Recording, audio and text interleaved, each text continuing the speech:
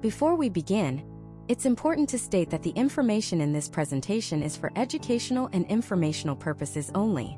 School funding is an incredibly complex and constantly evolving field. The data and figures cited are based on publicly available research at the time of this video's creation. This is not financial or legal advice. We strongly encourage you to consult your state's Department of Education and local school districts' resources for the most current and specific information regarding your community. You see the headlines every single day. You hear the furious arguments at school board meetings and on cable news. Charter schools are draining public funds. Then just as loudly you hear the rebuttal. Public schools are failing. Charters provide a choice. It feels like an impossible tug of war, with our children's futures caught in the middle. You, as a parent, as a taxpayer, as a citizen, are left trying to figure out who's telling the truth. But what if I told you the reality of school funding is far stranger and far more complicated than either side wants you to believe? What if I told you that in Philadelphia, the average charter school student receives almost $8,000 less in total funding than their counterpart in a traditional public school? Yet, in Washington, D.C., some charter schools receive thousands of dollars more per student. How can both of these things be true in the same country? This isn't a simple case of one side being right and the other being wrong. This is a story about a system so complex, so convoluted, and so varied from state to state and even city to city, that it almost seems designed to be misunderstood. But that confusion ends today. Right here, right now. We are going to pull back the curtain on the single most contentious issue in American education. This isn't about picking a side. This is about giving you the tools, the knowledge, and the framework to understand precisely how every single school in your neighborhood, public or charter, gets its money. By the end of this video, you will be able to cut through the political rhetoric and the angry headlines. You will understand the three rivers of money that flow into our schools, and more importantly, you will understand how and why those rivers are diverted, dammed, and redirected in the great battle between traditional public schools and the charter school movement. To understand where the money goes, you first have to understand the fundamental DNA of these two types of schools. It's the most important distinction, and it's where all the confusion begins.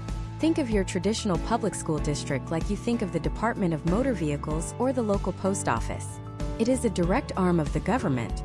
It's managed by a publicly elected school board. It owns its buildings. It employs its teachers directly as government employees. And it is responsible for educating every single child who lives within its geographical boundaries, no exceptions. It's a government agency through and through. Now think of a charter school. A charter school is not a government agency. It's typically a private, non-profit organization, though in some states they can be for profit. This private organization gets a contract or a charter from a government entity, like the local school district or the state, to operate a school. So, they are publicly funded, but they are privately managed. They are more like a private contractor that the government hires to perform a public service, like a company hired to pave a road or collect the city's trash. They receive public money, but they have more autonomy. They can often set their own curriculum, their own school calendar, and their own rules, free from many of the regulations that bind traditional public schools. This single difference, government agency versus private contractor, is the earthquake at the center of the entire funding debate. Because when you're paying a government agency, the money flows one way. When you're paying a contractor, it flows in a completely different way. So where does all this money come from in the first place? For virtually every school in America, the funding comes from three distinct sources: federal, state, and local. Imagine three separate pipelines all flowing into a single reservoir that is your local school district. First, you have the federal pipeline. This is actually the smallest of the three. On average, the federal government only contributes about 8 to 10% of total school funding. This money isn't for general operations. It's highly targeted. It comes in the form of specific grants, with the most famous being Title I, which sends extra funds to schools that serve a high percentage of low-income families. There's also money specifically for students with disabilities, for English language learners, and for school lunch programs. Think of federal money as a specialized tool, not the whole toolbox. Next, you have the state pipeline. This is the big one. For most districts, the state is the single largest source of funding, often covering around 45 to 50% of the total cost. And this is where the madness truly begins, because all 50 states have their own unique, mind-bendingly complex formulas for how they distribute this money. Some states use what's called a foundation formula. where they determine a minimum amount of money that should be spent per student and try to help poorer districts reach that baseline. Other states use different models that weigh students based on their needs. A student from a low-income family might be worth 1.2 times the base amount, and an English language learner might be worth 1.5 times. It is a labyrinth of weights, adjustments, and political compromises that changes every time a new state legislature is seated. Finally, and most controversially, you have the local pipeline. This is the money that school districts raise themselves, and it comes almost entirely from one place: property taxes. This accounts for the remaining 45% or so of school funding. And this, right here, is the primary engine of inequality in American education. A wealthy suburban district with high property values can set a relatively low tax rate and raise an enormous amount of money for its schools. Meanwhile, a poor urban or rural district with low property values could tax its residents at a much higher rate and still raise far less money. This is why you can drive 20 minutes from one school district with state-of-the-art science labs and championship athletic fields into another with leaking roofs and outdated textbooks. It's the property tax system at work. So you have these three streams: federal, state, and local, all pouring into the traditional public school district's bank account. Now here comes the charter school. When a student decides to leave their assigned public school and enroll in a local charter school, the theory is that the funding for that student should follow them. It makes sense on the surface. The public school is no longer responsible for educating that child, so the charter school that is educating them should get the money. But this is where we arrive at the multi-billion-dollar question that fuels this entire war. When that child walks out the public school door, how much money exactly follows them? Does the full suitcase of cash, the federal, state, and local dollars associated with that student, go with them to the charter? Or does only a portion of it go? And who gets stuck paying the bills for the half-empty classroom and the half-used school building they left behind? This brings us to one of the most critical concepts in this entire debate: stranded costs. Public school advocates argue that when a student leaves for a charter, the district can't just reduce its costs by the exact amount of that student's per-pupil funding. The district still has to heat the entire school building, pay the principal's salary, maintain the library, run the school buses, and pay for the massive central office administration. These costs don't disappear when 1 or even 100 students leave. They are stranded. They argue that when the full per-pupil amount is sent to a charter school, the public school system is left with all of these fixed costs but less money to pay for them, forcing them to make painful cuts that hurt the students who remain. This is the core of the charters are draining public funds argument. But the charter school advocates have a powerful counter-argument. They look at the massive budgets for district central offices, the layers of administration, the bureaucracy, the legacy pension costs, and they call it bureaucratic bloat. They argue that as lean, independent organizations, they don't have these massive overhead costs. They can direct a higher percentage of their dollars straight into the classroom, to teacher salaries and student resources. They argue that the money they receive is not only rightfully theirs for educating the student, but that they are better, more efficient stewards of those taxpayer dollars. They believe that competition forces the entire system to be better, and that the public district should have to adapt and become more efficient, just like any other organization facing new competition. This is the fundamental conflict. One side sees stranded costs and a system being bled dry. The other side sees bureaucratic bloat and a system in desperate need of innovation and efficiency. And the truth, as we're about to discover, isn't found by picking a side. It's found by digging deeper into the numbers and the nitty-gritty mechanics of how the money actually moves. We've just laid out the battlefield. We've defined the core nature of public and charter schools, and we've identified the three main sources of funding that they are fighting over. But we've only scratched the surface. Now we have to follow the money. In the parts to come, we will dissect the exact formula states use to pass money from the State House to the schoolhouse. We'll expose the hidden funding streams and facilities funding gaps that create massive winners and losers. And we will take you on a tour of real-world case studies, from the all-charter system of New Orleans to the battles in Los Angeles and Detroit, to show you how this financial war is shaping the future of American education. It's time to get into the details. To understand this financial war, we first have to understand the battlefield itself. And that battlefield is built on a surprisingly complicated and, some would say, deeply flawed system for funding American schools. So, let's start with the incumbent, the traditional public school.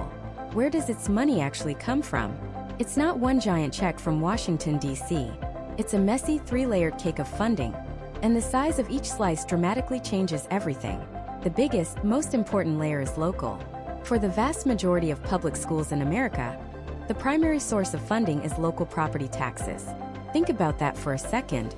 The value of the homes and businesses in your immediate area dictates the quality of your local school's resources. This is the original sin of American education funding. It bakes inequality directly into the system.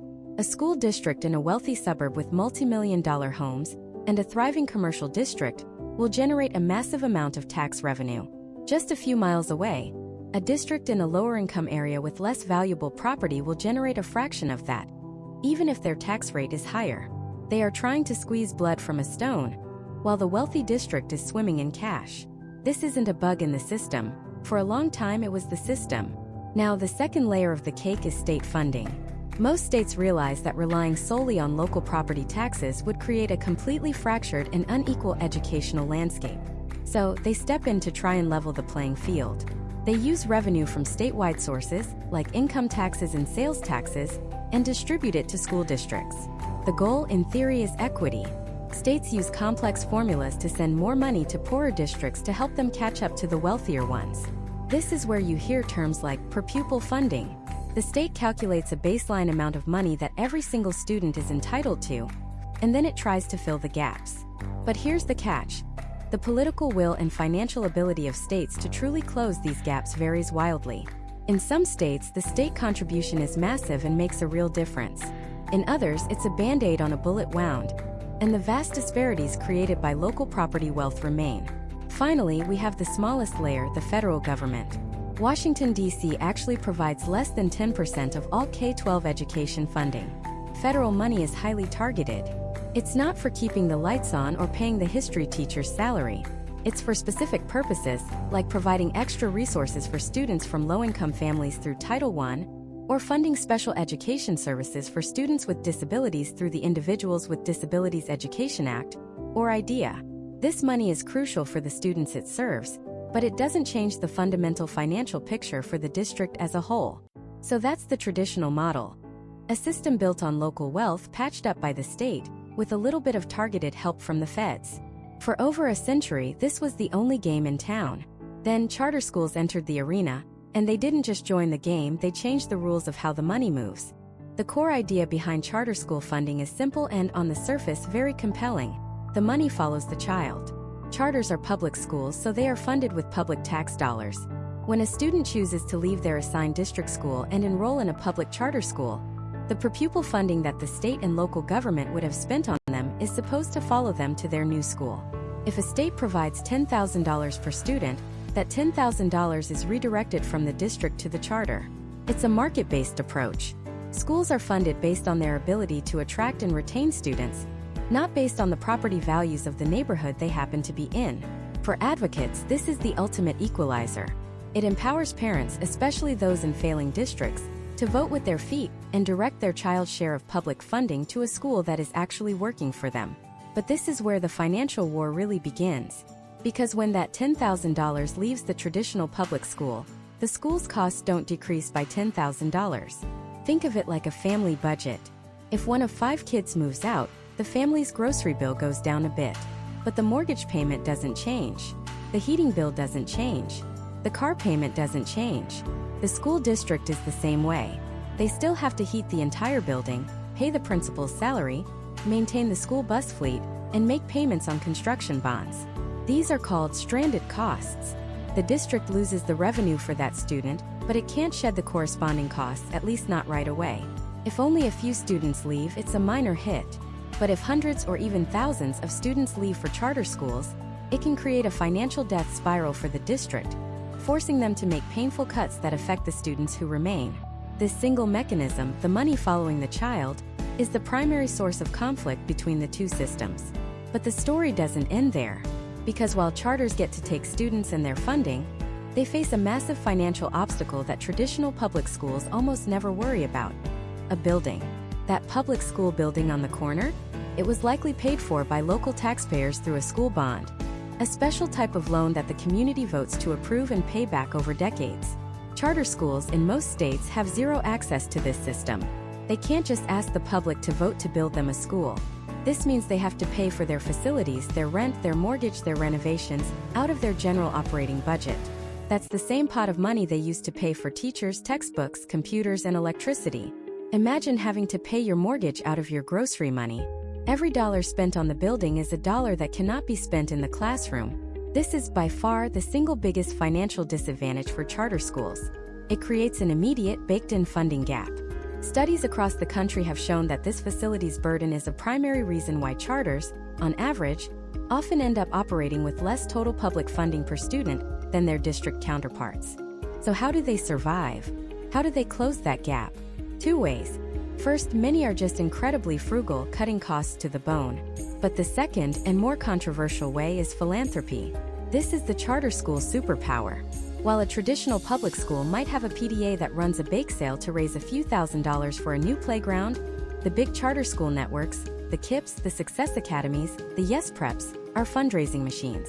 They pull in millions, sometimes tens of millions of dollars, from wealthy private donors, philanthropists, and national foundations like the Walton Family Foundation or the Bill and Melinda Gates Foundation.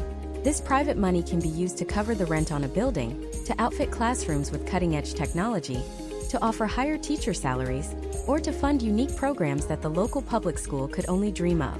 This infusion of private cash into a publicly funded system is a major flashpoint. Supporters see it as innovative and necessary, a way to level the playing field and overcome the facilities hurdle.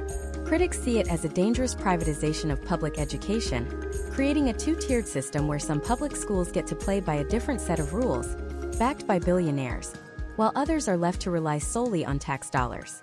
So now you see the two competing models. The traditional system, anchored to geography and property wealth, with guaranteed buildings but locked into legacy costs.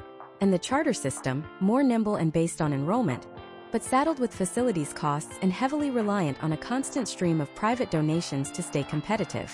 These two systems aren't operating in separate universes. They are operating in the same cities, competing for the same children and the same pool of public dollars. And when these two fundamentally different financial models collide in a major American city, the results can transform the future of education for hundreds of thousands of children. This is the stage for our first case study. A city that, after a devastating natural disaster, went all in on the charter school experiment, creating the most unique educational landscape in the entire country, New Orleans. To understand what happened next, you have to understand what New Orleans public schools were like before the storm. It's not a pretty picture. In 2005, the New Orleans public school system was, by almost any measure, a catastrophic failure. It was one of the lowest performing districts in the entire nation. Graduation rates were abysmal. Allegations of corruption, mismanagement, and nepotism were rampant. District finances were in shambles. For generations, the system had been failing its students, particularly its poorest and its black students. It was a cycle of generational educational poverty, and nobody seemed to know how to break it. Then on August 29, 2005, Hurricane Katrina hit. The levees broke. 80% of the city was underwater. The storm didn't just flood homes and streets. It washed away the entire civic infrastructure. And in the process, it did something no amount of political reform ever could. It completely obliterated the existing school system. Buildings were ruined, records were destroyed, students and teachers were scattered across the country. The central office was, for all intents and purposes, gone. In the midst of this unimaginable tragedy, a group of policymakers, politicians, and philanthropists saw something else. A blank slate. A once-in-a-century opportunity to not just rebuild, but to completely remake a major American school system from the ground up, based on a radical new theory. Just a few months after the storm, while the city was still in chaos, the Louisiana State Legislature convened a special session. They passed a piece of legislation that would fundamentally alter the course of American education reform. It was called Act 35. This act gave the state the power to take over any school in a district that was designated as failing. Before Katrina, only a handful of schools in New Orleans met that criteria.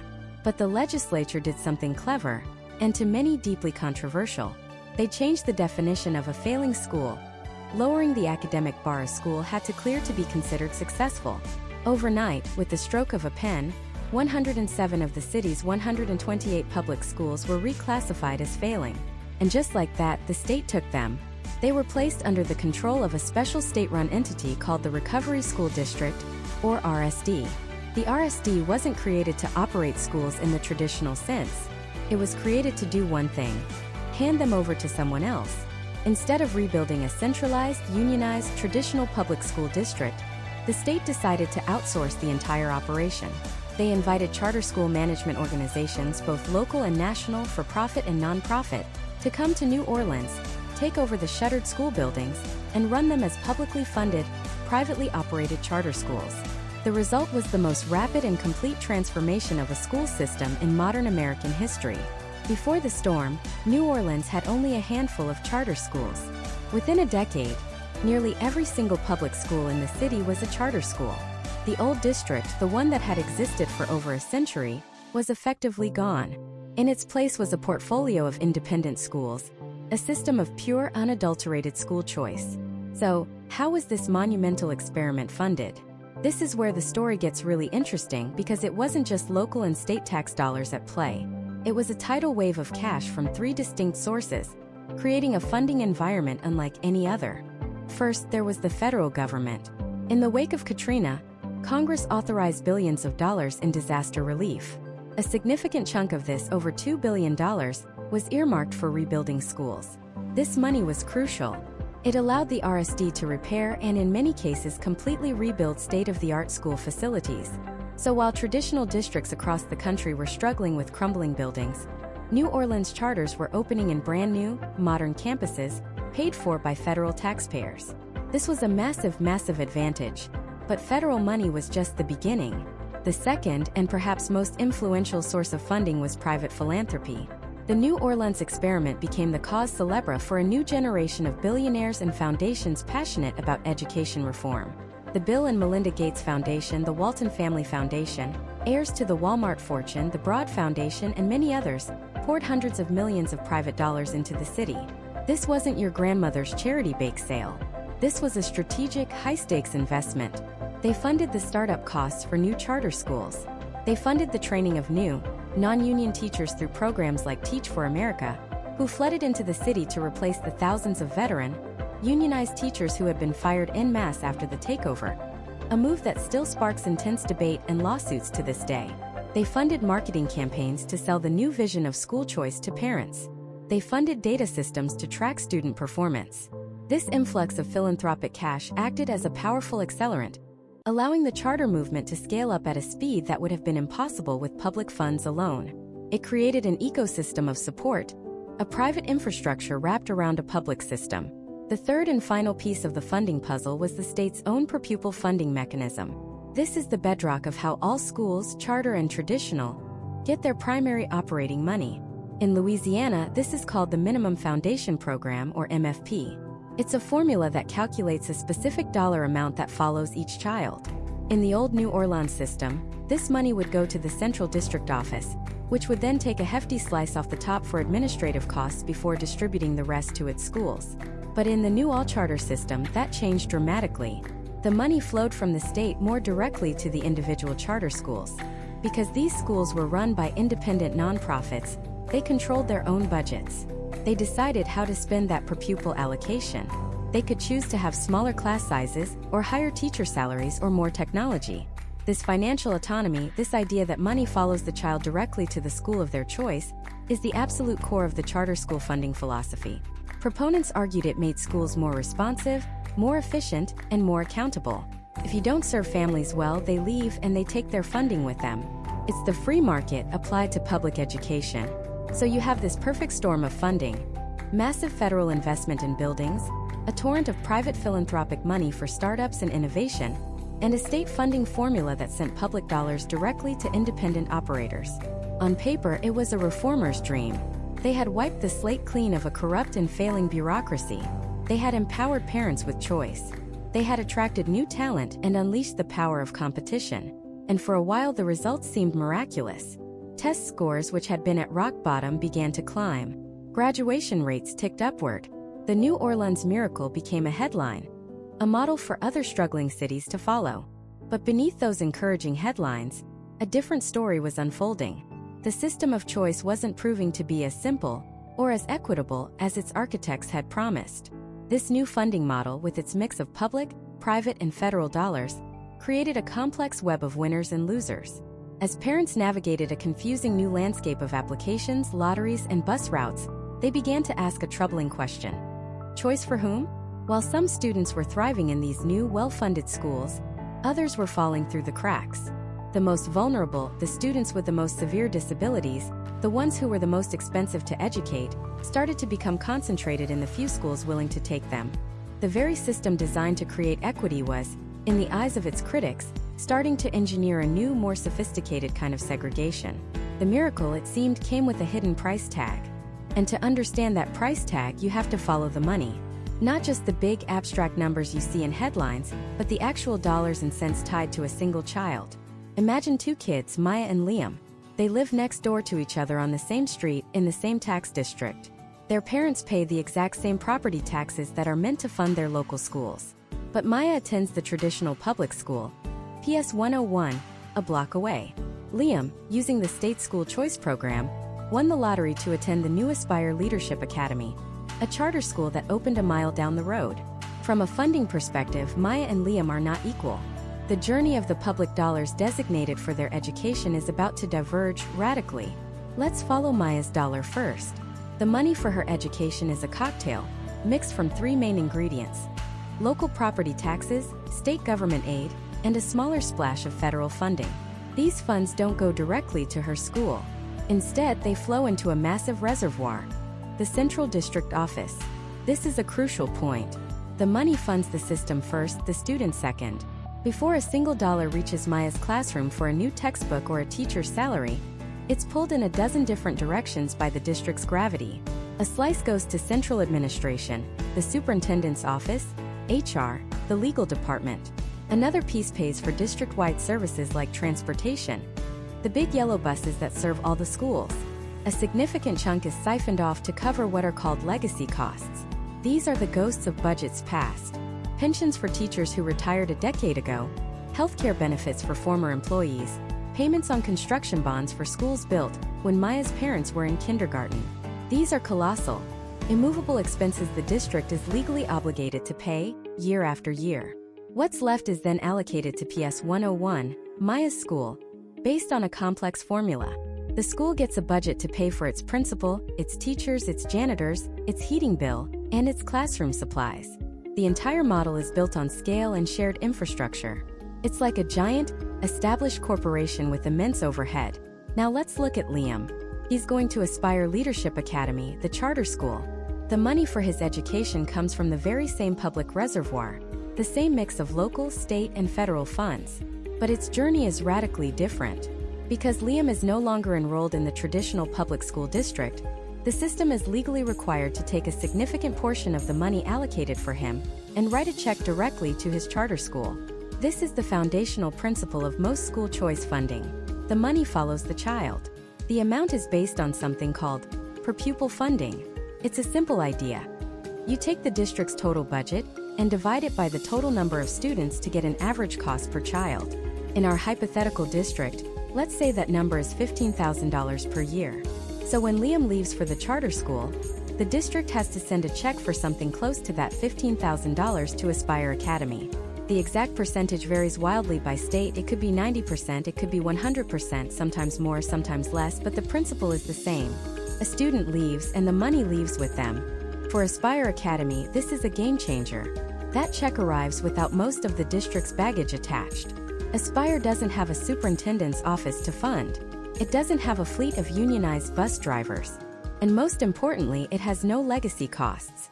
It wasn't around 20 years ago, so it has no retired teachers to pay pensions for. The money arrives in a much purer form, allowing the school to operate like a lean startup. They can allocate a higher percentage of their budget directly to the classroom, to teacher salaries, to technology, whatever they believe will best serve their students. This is the core of the charter school promise, cutting through the bureaucratic red tape and financial bloat of the traditional system to deliver more educational bang for the public buck. It sounds like a perfect, efficient, free market solution. But here's where the miracle starts to unravel for the traditional public schools left behind. Go back to Maya's school, PS 101. When Liam and say 200 other students from across the district leave for Aspire Academy, the district loses the revenue for all 200 of those students. In our example, 200 students at $15,000 each means a sudden $3 million hole in the district's budget. The problem is, the district's costs don't shrink by $3 million. This is the crisis of what economists call stranded costs. The district can't fire 1/20th of the superintendent. They still have to plow the same number of parking lots. They still have to heat the same number of aging school buildings. The pension check for that teacher who retired in 1998 is still due, and it's the same amount whether there are 10,000 students in the district or 9,800. Think about it from the perspective of a single school. Let's say PS 101 loses 25 students to the new charter school. That's maybe 1 or 2 students from each grade level. It's not enough to get rid of a full-time teacher. You can't fire 1/10 of a 3rd grade teacher and 1/10 of a 4th grade teacher. So the school has the same number of teachers and the same number of classrooms to run, but it's now receiving less money from the district because the district's overall budget has shrunk. The first things to go are the things not protected by union contracts or state law. The art teacher becomes part-time.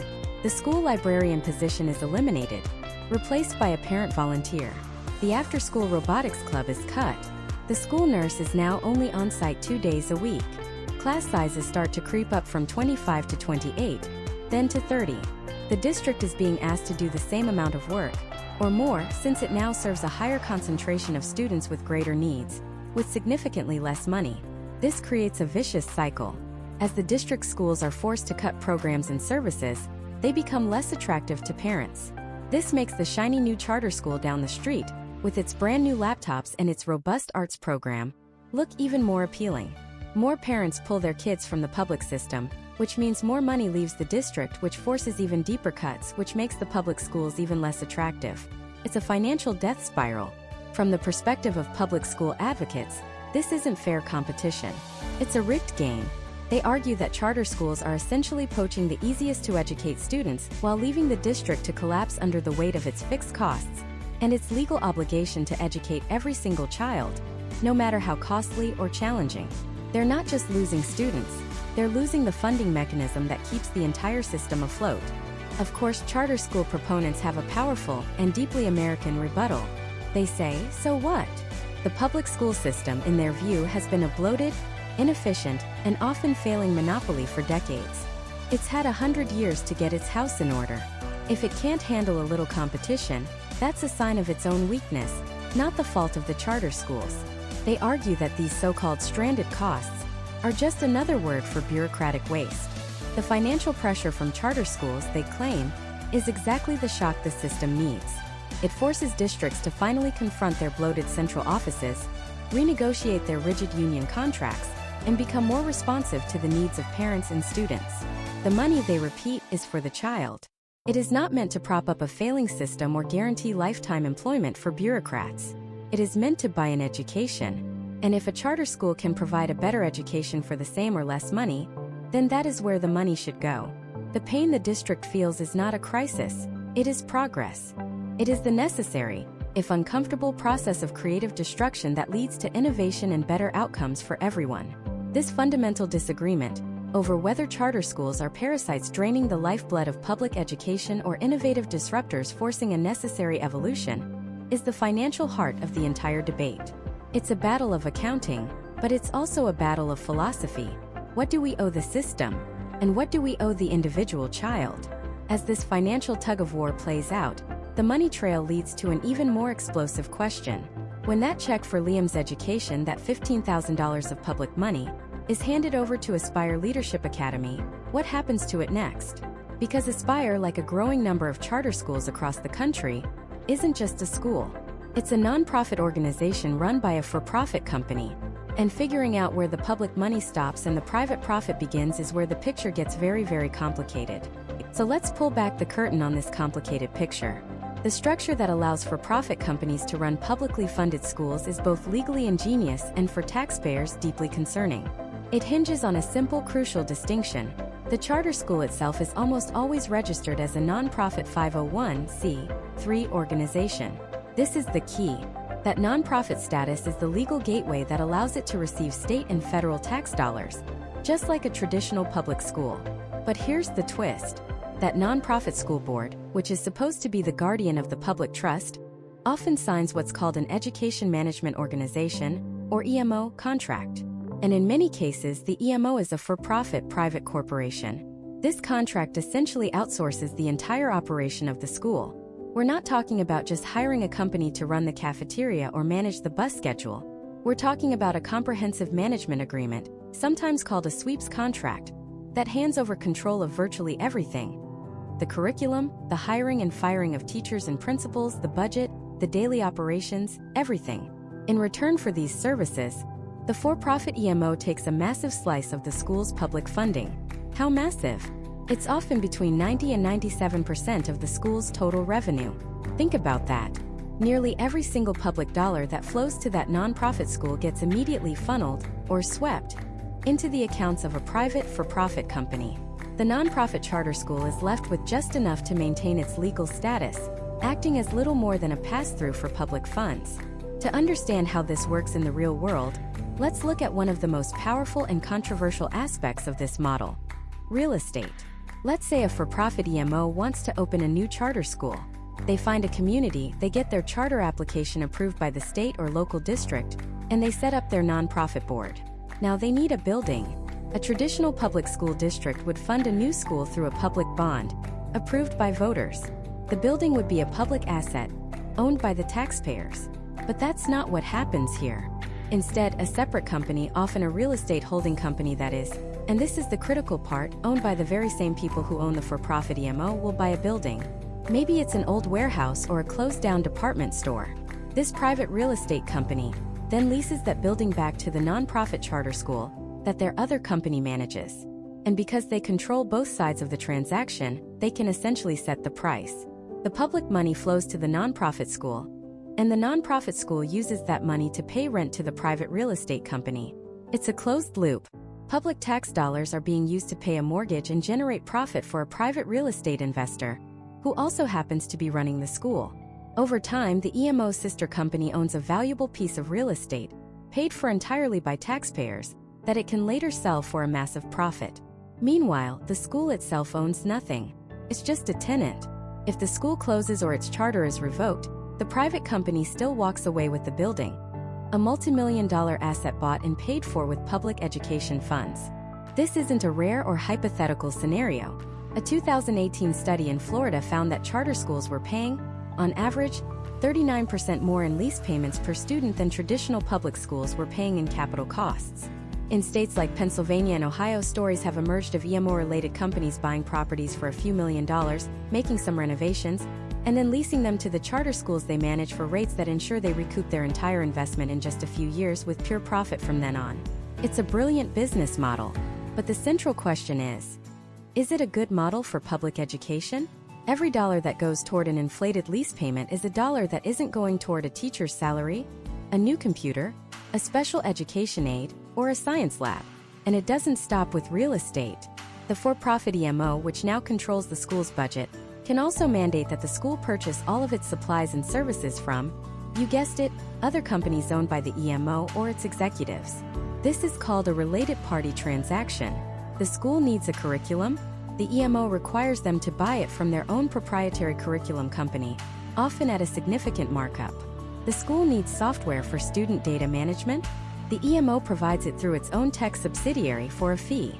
Teacher training, accounting services, marketing, all of it can be turned into a revenue stream, channeling public money from the school into different pockets of the same private corporation. This creates a massive transparency problem. It becomes a black box. A traditional public school district is subject to public records laws. Any citizen can file a request to see exactly how their tax dollars are being spent. You can see the superintendent's salary, the cost of the contract for new textbooks, the budget for the football team. It's all public information. But when that public money is swept into the accounts of a private for-profit EMO, that transparency vanishes. The EMO, as a private corporation, can claim that its spending records, its executive salaries, and its profit margins are proprietary trade secrets. So while we know how much public money went into the charter school, we often have no public way of knowing how the EMO actually spent it. How much went to the CEO's bonus versus classroom supplies? What was the actual cost of the services they provided versus the price they charged the school? We are asked to simply trust that the for-profit company is acting in the best interest of the students, not its shareholders. This lack of accountability is one of the loudest and most persistent criticisms of the for-profit charter industry. Critics argue that these companies are incentivized to cut costs on the most expensive part of education, experienced teachers and specialized staff, in order to maximize their profits. They can hire younger, less experienced and therefore cheaper teachers. They can skimp on services for students with disabilities which are expensive to provide. They can increase class sizes. Each of these decisions can boost the bottom line for the private operator, but it comes at a direct cost to the quality of education inside the classroom. The defense from the EMOs is that they are bringing market efficiency and innovation to a stagnant public system. They argue that the profit motive drives them to be better, to compete for students by offering a superior product. If they don't perform, they say parents will pull their kids out, the school will lose funding, and they'll go out of business. It's the logic of the free market applied to public education. But education isn't a product like a smartphone or a pair of sneakers. It's a public good, a foundational pillar of our society. And when you introduce a profit motive into a public service, you fundamentally change its priorities. The goal is no longer just to educate children. It's to educate children profitably. And those two goals are not always aligned. This complex web of nonprofits and for-profits, of management contracts and real estate deals, has turned into a multi-billion-dollar industry, funded almost entirely by you, the taxpayer. It has created a new class of education entrepreneurs and investors who have become incredibly wealthy and politically powerful. And their influence stretches all the way to the highest levels of government, shaping the very laws that regulate their own industry. So who are these companies? Just how big have they gotten? And how did they come to wield so much power over America's schools? To answer that, we have to pull back the curtain on an industry that operates at the intersection of public education and private enterprise. The world of for-profit education management organizations, or EMOs. These aren't just small businesses. We're talking about massive, publicly traded corporations and sprawling private equity-backed firms that manage hundreds of schools and are responsible for the education of hundreds of thousands of American children. At the top of the list, you'll find names like Stride, Incorporated, formerly known as K-12 Incorporated.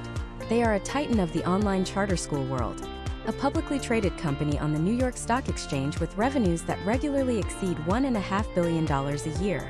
Then there are giants like Academica, based in Florida, which manages one of the largest networks of charter schools in the country, and Charter Schools USA, another powerhouse in the sector. These aren't just participants in the market. In many ways, they are the market. To understand how they achieve this level of dominance, let's look at the playbook. And there's no better case study than Stride, or K-12 Incorporated. It was founded in 1999, not by a group of educators, but by a former banker from Goldman Sachs named Ronald Packard. The initial funding came from a who's who of the investment world, including most famously Michael Milken, the controversial financier known as the junk bond king of the 1980s. From its very inception, the company's DNA was a mix of Wall Street finance and Silicon Valley tech, aimed squarely at the multi-billion-dollar public education sector. Their model, which became the template for so many others, is deceptively simple. First, a group of local individuals, often with encouragement and guidance from the for-profit company, forms a nonprofit organization. This nonprofit then applies to the state to get a charter to open a new school. This step is critical. Because the school is officially a nonprofit, it is eligible to receive public tax dollars, the same per-pupil funding that would go to a traditional public school. But here's where the story takes a sharp turn. Once the charter is approved and the public money starts to flow, that local nonprofit board signs a long-term, comprehensive management contract with the for-profit EMO. And this contract is the key to everything. It effectively hands over almost all operational control of the school to the private company. The EMO hires the teachers, chooses the curriculum, manages the finances, and provides the technology. In exchange for these services, the EMO takes a cut of the school's public funding. This can be a management fee of 10, 15, or even 20% of the school's total revenue. Think about that.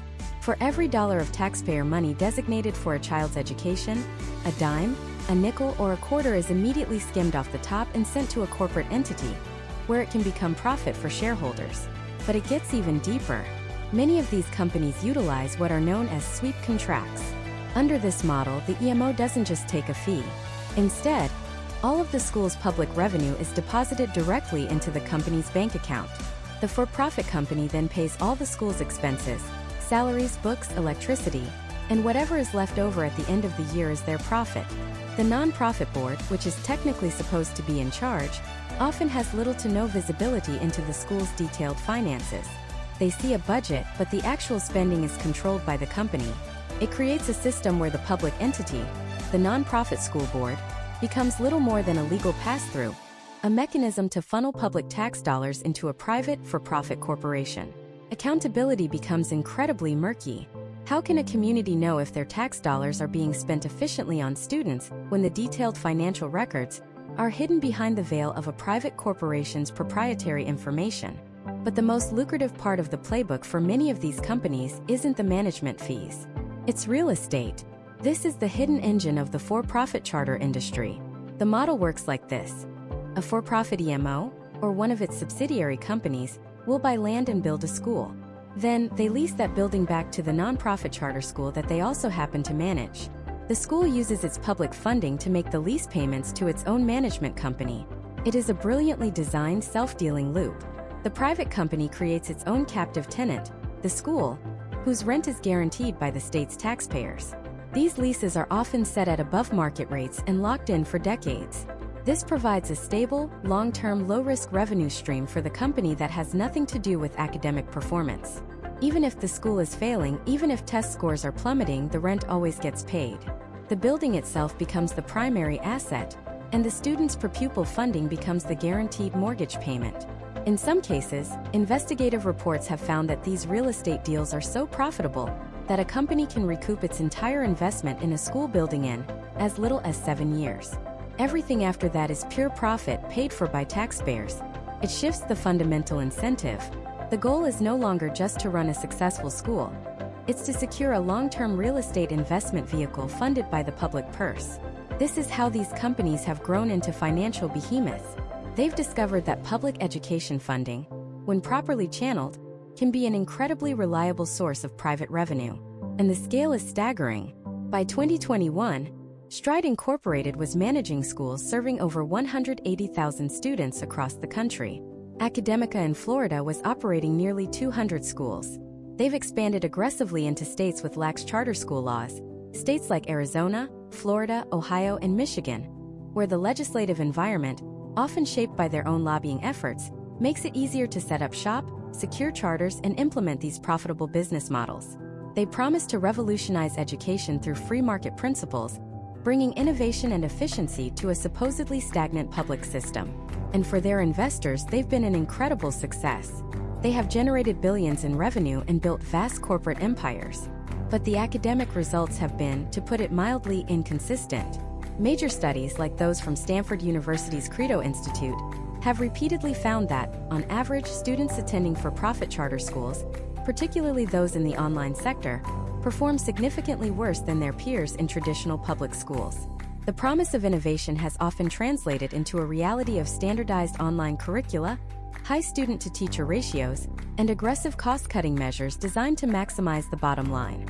The public pays, the corporation profits, and the students are often left with an education that fails to measure up. This creates the ultimate accountability paradox. In a traditional public school, the budget is public record. The school board is elected and must answer to voters. If you want to know how your tax dollars are being spent, you can find out. But when that money is handed over to a school run by a for-profit EMO with a sweep contract and a related party real estate lease, that transparency vanishes. The line between a public good and a private commodity becomes so blurred it's almost invisible. So if the nonprofit boards that are supposed to provide oversight are often powerless, and the financial structures are intentionally opaque, then who is left to hold these companies accountable? Who is making sure that the primary mission remains educating children, and not simply enriching shareholders? The answer, in many cases, is a system so fragmented and full of loopholes that accountability becomes a ghost, a concept we believe in but can rarely capture. To understand why, we have to look at the single most important entity in a charter school's life: its authorizer. Think of an authorizer as the gatekeeper. It's the organization that grants a charter school its contract, its very license to exist. These can be local school districts, state education boards, universities, or even independent nonprofit boards created just for this purpose. Their job on paper is to vet applications, monitor academic and financial performance, and crucially, decide whether to renew or revoke the charter. This is the primary mechanism of accountability. A school that fails its students or mismanages its money is supposed to be shut down by its authorizer. Now, compare that to a traditional public school. Who is the ultimate authority? An elected school board, a group of local citizens chosen by their own community, accountable to voters at the ballot box. If you have a problem with your local public school, with its budget, its curriculum, its leadership, you can go to a public board meeting. You can speak your mind. You can organize with your neighbors and vote the board members out of office. It's a direct, if sometimes messy, line of democratic control. With charter schools, that line is often blurred or broken entirely. The authorizer might be a university board of trustees located 300 miles away, with no connection to the community the school serves. It might be a state-level commission whose members are appointed by politicians, not elected by the people. This creates an immediate democratic deficit. The body holding a local school accountable is often not accountable to the local community itself. This leads to a phenomenon known as authorizer shopping. Imagine a charter operator gets their application rejected by the local school district. The district might have legitimate concerns. Maybe the operator has a poor track record, or the plan is financially unsound, or the community simply doesn't need another school. In a traditional system, that would be the end of it.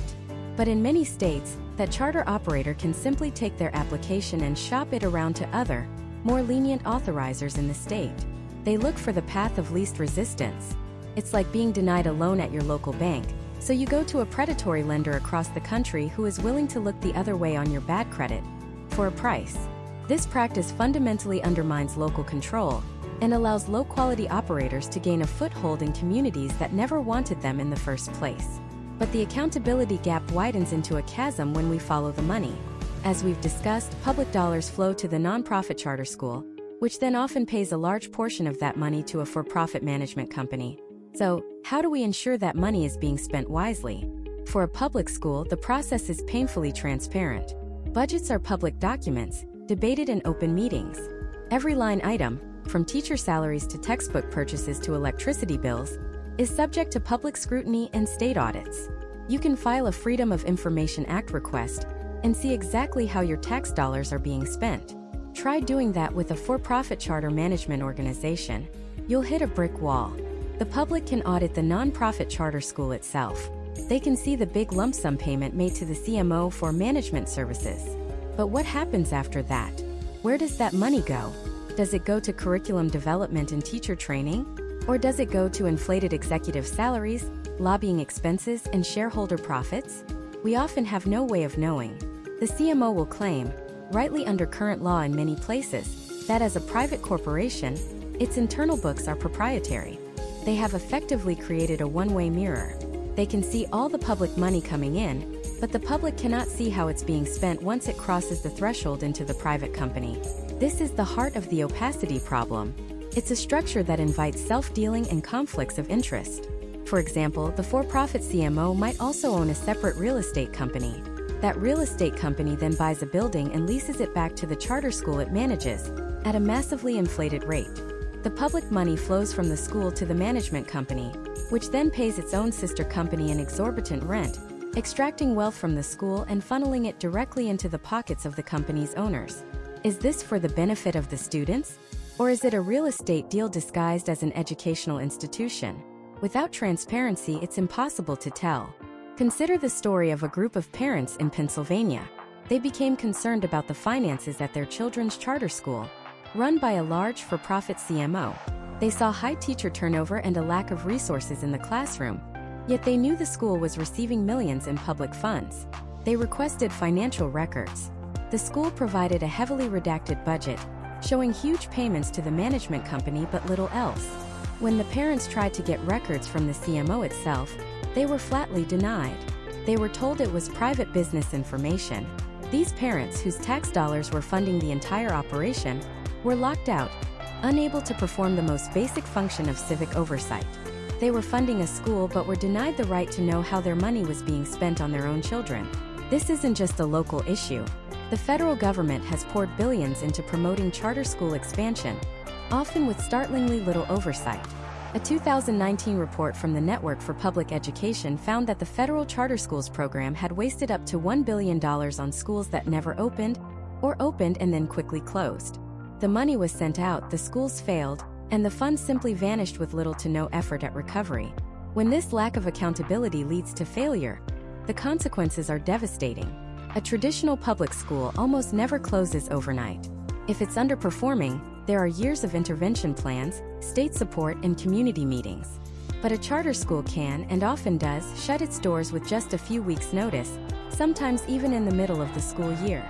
This can happen because of financial mismanagement, because the authorizer finally decides to revoke the charter, or simply because the for-profit operator decides it's no longer a profitable venture. When that happens, hundreds, sometimes thousands, of students are suddenly thrown into chaos. Parents are left scrambling to find a new school. And where do they end up? They flood back into the local public school system, the very system that has been losing funding to the now-defunct charter school for years. The public schools, already strained, are expected to absorb these students instantly, find them classroom space, and get them caught up academically, all while dealing with the trauma and disruption the students have just experienced. The private entity takes the profit and disappears, while the public institution is left to clean up the mess. This is the ultimate price of a broken accountability system. It's not just about dollars and cents on a spreadsheet. It's about the stability of our communities and the well-being of our children. When we funnel public money into private hands without demanding public accountability, we are not just risking funds. We are gambling with the future of the students those schools were supposed to serve.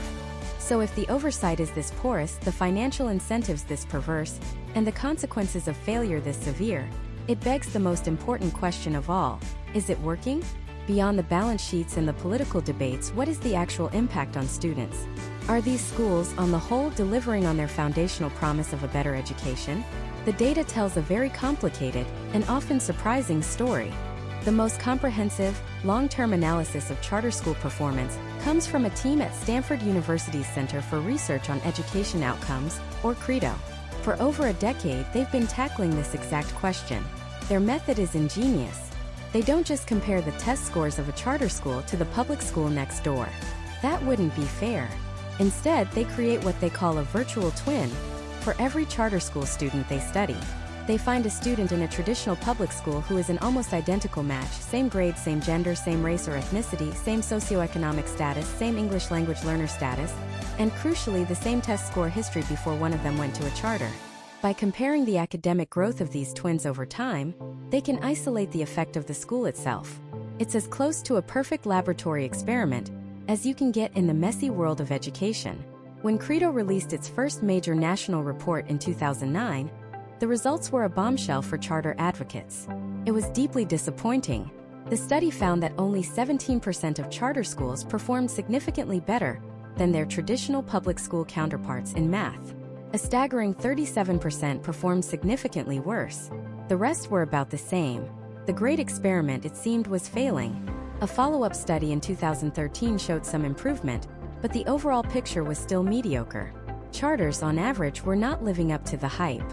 It was a narrative that critics seized on, and for years it defined the debate. But then something started to change.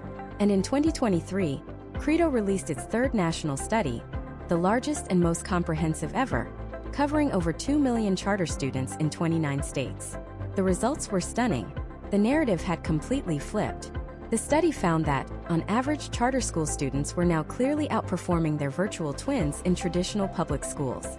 Let's put that in concrete terms. The researchers translate test score gains into days of learning. It's a simple way to visualize progress. The 2023 report found that the average charter school student experienced the equivalent of 16 extra days of learning in reading and 6 extra days of learning in math per year, compared to their public school twin. Now, that might not sound like a revolution, but remember, this is the average across millions of students, including those in low-performing charters. It signifies a systemic shift. But the truly breathtaking finding was hidden deeper in the data. When researchers isolated specific student groups, the numbers became astronomical. For Black students, attending a charter school resulted in an average of 35 additional days of learning in reading and 30 additional days in math. For Hispanic students, it was 30 extra days in reading and 19 in math. And for students in poverty, the gains were 25 days in reading and 17 in math. For students who were both Black and in poverty, the gains were even larger. A staggering 59 additional days of learning in math. That's the equivalent of more than 2.5 extra months of school every single year. These aren't just marginal improvements. For these specific communities, the data suggests that high-quality charter schools can be truly transformative, gap-closing institutions. So what happened? How did the sector go from a widespread failure to a significant success in just over a decade? The answer is twofold. First, the sector matured. Over time, the market began to work as intended. The truly terrible charter schools that were dragging down the averages in 2009 were eventually shut down by their authorizers for failing to perform. At the same time, the most successful charter school networks, organizations that run multiple schools based on a proven model, grew and replicated. They learned what worked, refined their methods, and scaled up. The whole system got smarter. Second, and more importantly, is the why behind the success of the best charters. It comes back to that core principle, autonomy. Freed from many of the bureaucratic constraints and union contract rules of traditional districts, these schools used their flexibility to do things differently. Many implemented longer school days and longer school years, dramatically increasing the amount of raw instructional time students received. They adopted highly structured, data-driven teaching methods, constantly testing students to see what they had mastered and where they needed help, and then immediately reteaching concepts until they stuck. They cultivated intense, high-expectation cultures, often summarized by the motto, "College is not a dream, it is a plan." For many students from disadvantaged backgrounds, this was the first time an institution had looked them in the eye and laid out a concrete, believable path to higher education. But this data, as compelling as it is, does not end the debate. In fact, it sharpens it. Because for every story of a high-flying charter network, there are fierce, legitimate criticisms about how those results are achieved. The single biggest critique is the idea of cream skimming or cherry-picking students. The argument goes that even with lottery systems, charter schools don't serve the same population as traditional public schools. The very act of seeking out a charter school and entering a lottery requires a level of parental engagement and resourcefulness that is, by itself, a huge predictor of a child's academic success. The most challenging families, those dealing with deep, generational poverty, housing instability, or severe crises, are often not the ones navigating complex school choice applications. So, are charters getting better results, or are they just starting with students who were more likely to succeed in the first place? Then there's the even more troubling accusation of counseling out. This is the claim that some charter schools, particularly those with rigid no-excuses discipline policies, subtly or overtly push out students who are difficult to teach. The student who struggles with behavior, the student with a learning disability that requires expensive services, the student who just can't keep up with the relentless pace. Critics argue that these students are encouraged to withdraw and return to the local public school, which by law cannot turn them away. This practice, if widespread, would artificially inflate a charter school's test scores by systematically removing its lowest performing students. It's incredibly difficult to prove, but anecdotes from parents and former teachers are common, and that intense, high-expectation culture has a human cost. The same environment that drives incredible academic gains can also lead to staggering rates of teacher burnout. The long hours, the constant pressure to hit performance targets, and the demanding pace lead many young, idealistic teachers to leave the profession after just a few years. This high turnover can create instability and raises serious questions about the long-term sustainability of the model. So we are left with a profoundly complex picture. On one hand, we have credible large-scale data showing that charter schools, on the whole, are now delivering significant academic gains, especially for the nation's most historically underserved students. They are, in many places, fulfilling their promise as engines of innovation and opportunity. On the other hand, we have persistent, serious questions about equity, access, and sustainability. Are the gains real, or are they an artifact of student selection? And is the model itself, with its demanding culture, a sustainable solution for educating millions of children long-term? The debate is no longer about whether charters can work. The data shows they can. The debate now is about how they work, who they work for, and what the true cost of that success really is. And this is where the picture gets incredibly complicated. Because the true cost isn't just about dollars and cents on a charter school's balance sheet. It's about the seismic impact this shift has on the traditional public school system left behind. To understand this, you have to think of a school district not as a collection of individual schools, but as an ecosystem. For a century, that ecosystem, while imperfect, was relatively stable. The money flowed in from local, state, and federal sources, and it was distributed among the schools to educate every child who lived within the district's boundaries. But when a charter school opens, it's like introducing a new, highly specialized species into that ecosystem. It doesn't just add to the environment, it fundamentally changes it. The most immediate change is the flow of students. When a student chooses to leave their neighborhood public school for a charter, the funding follows them. On the surface, this sounds perfectly fair. It's the money follows the child principle, a core tenet of school choice. If a school is no longer educating a student, why should it keep the money allocated for that student? But the reality of running a school district is far messier. A school's expenses aren't perfectly variable. You can't just scale them up and down like a thermostat. A huge portion of a school district's budget is locked into fixed costs, or what economists call stranded costs. Think about it like this. Imagine you run a bus service with 10 buses, each designed to hold 50 people. If 5 people decide to take an Uber instead, you still have to pay for all 10 buses. You still need the drivers, the insurance, the fuel for the routes, the maintenance on the vehicles. Your revenue just went down, but your core costs barely budged. This is precisely what happens to public school districts. A high school might lose 50 students to a new charter. That could mean a loss of over $500,000 in state funding. But that high school still has to heat the same building. It still has to pay the principal's salary, the librarian, the school nurse. The football field still needs to be mowed. The chemistry lab still needs to be maintained. The district's central office, which handles payroll and curriculum for all schools, still has the same overhead. Crucially, they may still have pension obligations and health insurance costs for retired teachers that are legally mandated. These costs don't disappear when a student walks out the door. So what gives? Where does a district find that missing $500,000? They can't just run a deficit indefinitely. The cuts have to come from somewhere. And they almost always come from the things that aren't legally mandated. First to go are the extras, which are precisely the things that make a school a vibrant community. Art programs, music classes, librarians, after-school clubs, and sports teams. Then they might increase class sizes. Instead of 25 kids in a 4th grade class, now there are 30 or 35. They might have to cut back on guidance counselors or school psychologists. They might delay crucial building repairs, letting the roof leak for another year. This creates a devastating feedback loop, what some researchers call a downward spiral. As the public school loses funding, it's forced to cut programs and services. This, in turn, makes the school a less attractive option for the families who remain. So, more of them start looking for alternatives like that new charter school, which now looks even better by comparison. As more students leave, the district's budget crisis deepens, forcing even more severe cuts.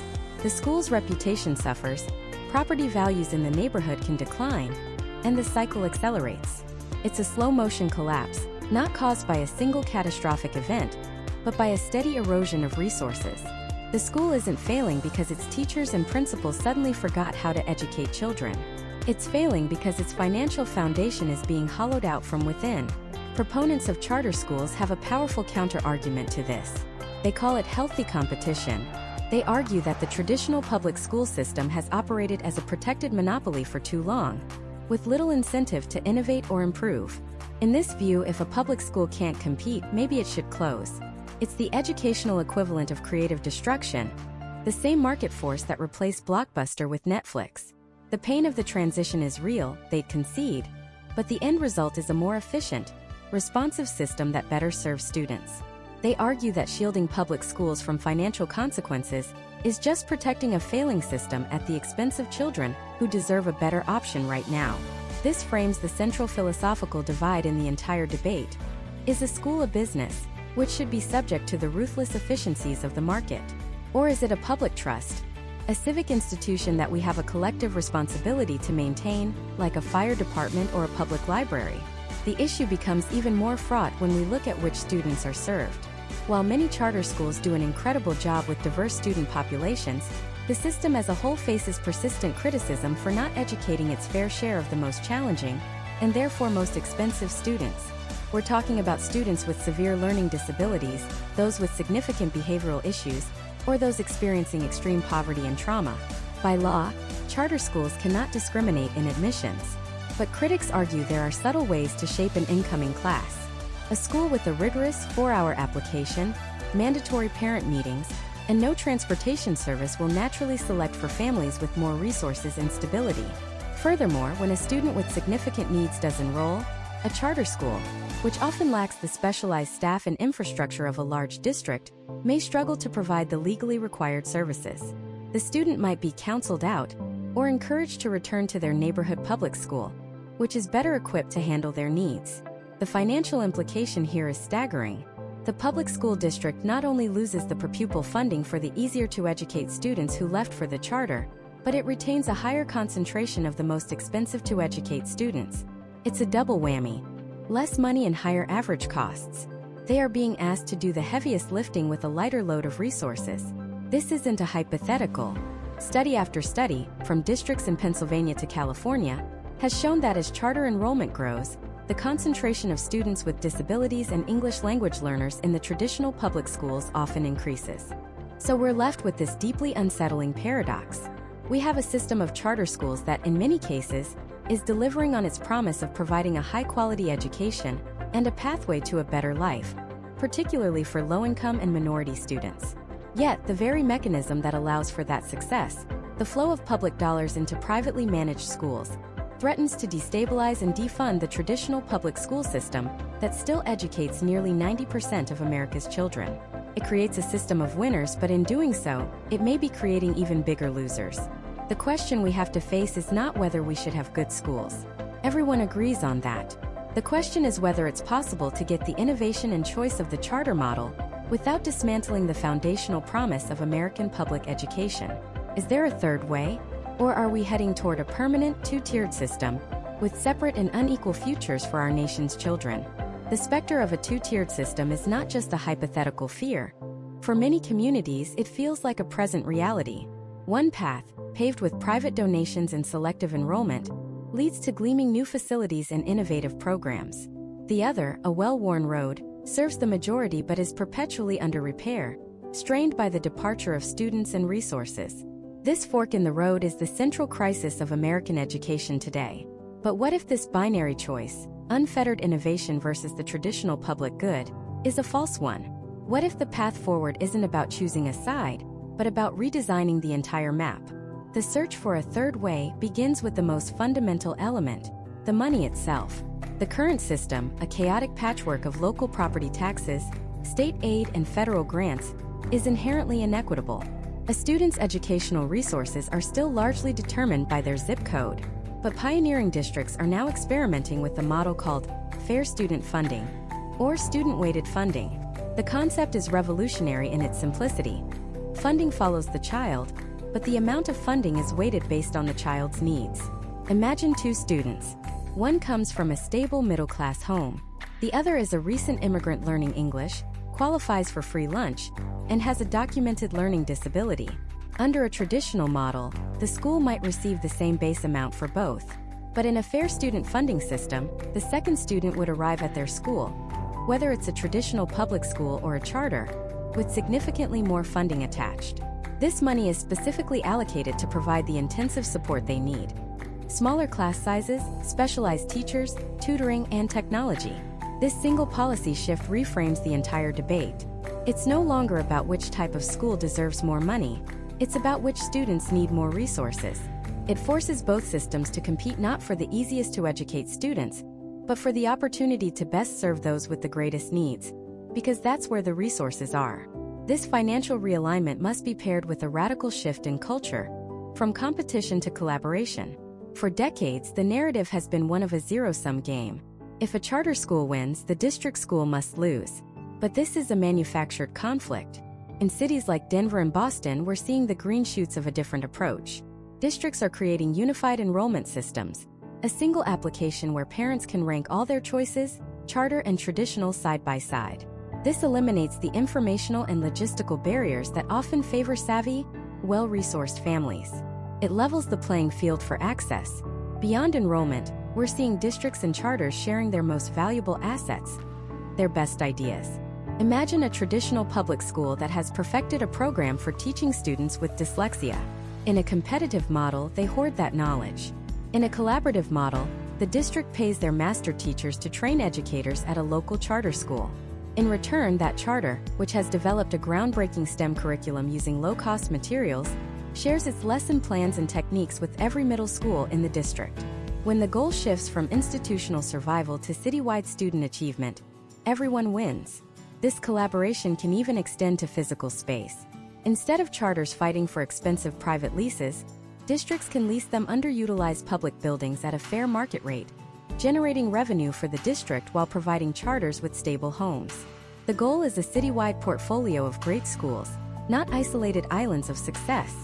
Of course, none of this works without a universal standard of accountability and transparency. This is the grand bargain. If charters are to receive more equitable public funding and access to public facilities, they must accept the same level of public oversight. This means completely transparent, audited budgets that show exactly how every public dollar is spent. It means open board meetings and full compliance with public records laws. There can be no trade secrets when your entire operation is funded by the taxpayer. The argument that this stifles innovation is a red herring. True innovation isn't about financial secrecy. It's about pedagogical creativity. Simultaneously, traditional public school systems must be granted some of the same autonomies that allow high-performing charters to thrive. This could mean more freedom from bureaucratic red tape, greater flexibility in hiring and staffing to get the best teachers in front of the students who need them most, and more control over their own school-level budgets. Accountability must be a two-way street. We hold charters accountable for their results and transparency, and we hold districts accountable for creating the conditions where all their schools can succeed. And what about the role of philanthropy? The billionaires and foundations that have poured hundreds of millions into the charter movement have undeniably accelerated its growth. But a sustainable public education system cannot be built on the whims of private donors. The third way redefines the role of philanthropy. It's not a substitute for public funding. It's an incubator. Private dollars are the risk capital for education. They should be used to test bold and proven ideas that the public sector is too risk-averse to try. A foundation might fund a 3-year pilot program on a new method of teaching math. If it's a spectacular failure, public dollars weren't wasted. But if it's a stunning success, the model is proven, and the public sector then has the data and the confidence to adopt and scale it for everyone. Philanthropy becomes the R&D department for public education, not a parallel funding stream for a select few. Ultimately, the schism between charter and public schools isn't a funding problem. It's a values problem. We have been asking the wrong question. It's not, which school model is better? The right question is, what is our collective obligation to every single child, regardless of the building they walk into? The answer is that we owe them all a safe, well-funded, and excellent education. The label over the door charter, magnet, traditional is irrelevant. Achieving this vision requires a shift in our civic mindset. It means showing up to the school board meetings that are often sparsely attended. It means learning how your state's education funding formula actually works and advocating for changes that prioritize need over property wealth. It means rejecting the simplistic, media-driven narrative of us versus them, and instead talking to teachers, parents, and students from all types of schools in your own community. The funding gap between charter and public schools is not just a line item in a budget. It's a fault line running through our society. It reveals our deepest tensions over race, class, and the very definition of community. We can allow this fault line to widen, creating a permanently fractured educational landscape where the lucky few get a world-class education and the rest are left behind. Or we can choose to build a bridge built with fair funding, cemented by collaboration, and held to a universal standard of accountability. This is not a simple or an easy task. It requires political will, civic courage, and a willingness to abandon decades of entrenched dogma.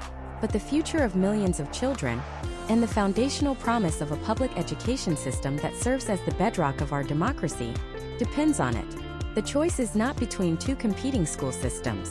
It is, and always has been, about the kind of country we want to be. And that is a choice we must all make together.